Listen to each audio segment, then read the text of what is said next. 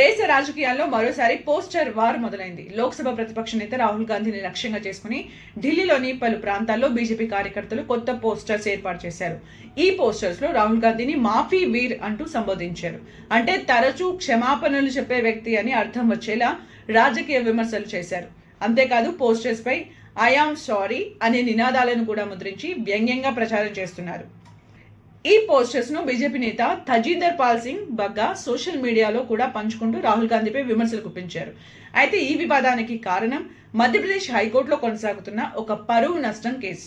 ఈ కేసులో కేంద్ర మంత్రి శివరాజ్ సింగ్ చౌహాన్ కుమారుడిపై చేసిన వ్యాఖ్యలకు సంబంధించి రాహుల్ గాంధీ తరపు న్యాయవాదులు కోర్టులో రిగ్రెట్ అంటే విచారం వ్యక్తం చేస్తున్నాం అని పేర్కొన్నారు. ఈ అంశాన్ని బీజేపీ రాజకీయంగా ఉపయోగించుకుంటూ రాహుల్ గాంధీ మళ్లీ క్షమాపణ చెప్పాల్సి వచ్చింది అంటూ ప్రచారం చేస్తోంది. అయితే కాంగ్రెస్ పార్టీ మాత్రం దీనిపై భిన్నంగా స్పందిస్తోంది. కోర్టులో రిగ్రెట్ వ్యక్తం చేయడం అంటే చట్టపరమైన ప్రక్రియలో భాగమే తప్ప అది తప్పు ఒప్పుకోవడం లేదా పూర్తి స్థాయి క్షమాపణ చెప్పడం కాదని కాంగ్రెస్ వాదిస్తోంది. ఇక టోటల్ గా చూసుకుంటే కోర్టు వ్యవహారం ఇప్పుడు రాజకీయ రంగు పులుముకుంది. ఒకవైపు బీజేపీ మాఫీ వీర్ పోస్టర్స్ తో దాడి చేస్తుంటే మరోవైపు కాంగ్రెస్ ఇది కేవలం రాజకీయ ప్రచారమని కొట్టిపారేస్తోంది. ఈ అంశం దేశ రాజకీయాల్లో మరోసారి తీవ్ర చర్చకు దారితీసింది.